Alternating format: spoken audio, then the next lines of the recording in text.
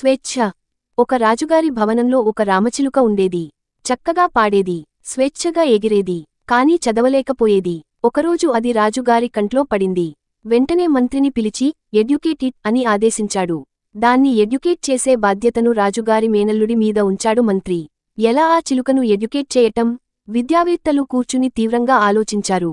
చిలక్కి చదువు చెప్పాలంటే మొదట అది కుదురుగా ఉండాలి. అంటే అది ఎగురకూడదు. వెంటనే ఒక మంచి పంజరం చేయించారు.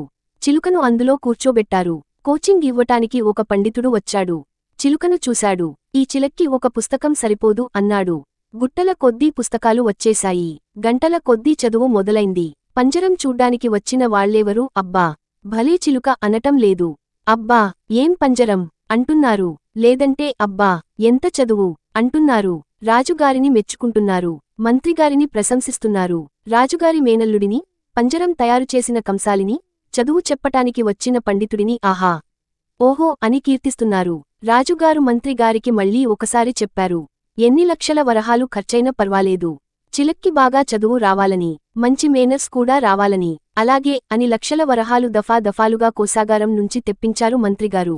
నెలలు గడుస్తున్నాయి. ఓ రోజు రాజుగారికి చిలకెలా చదువుతుందో చూడాలనిపించింది.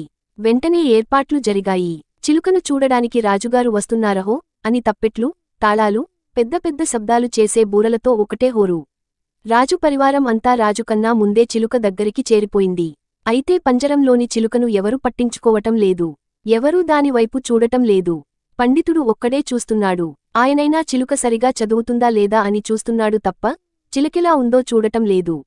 చిలుక బాగా నీరసించిపోయింది. మానసికంగా బాగా నలిగిపోయి ఉంది. ఆ రోజైతే రాజుగారి సందర్శన ధ్వనులకు చిలక సగం చచ్చిపోయింది.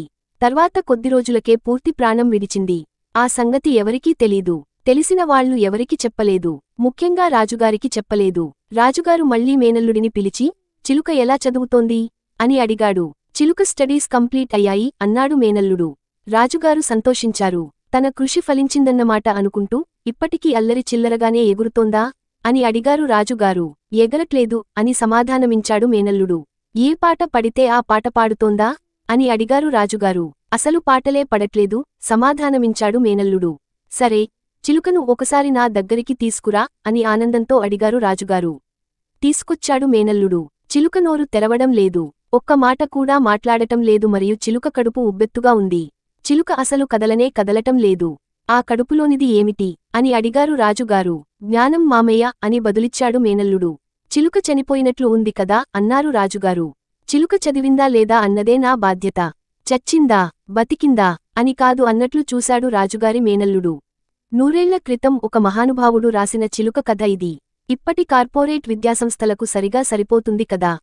పిల్లలు ఉన్న సహజసిద్ధమైన ప్రతిభాపాటవాలను గుర్తిద్దాం, ప్రోత్సహిద్దాం, ఎదగనిద్దాం, స్వేచ్ఛను ఇద్దాం, విజయవంతులను చేద్దాం.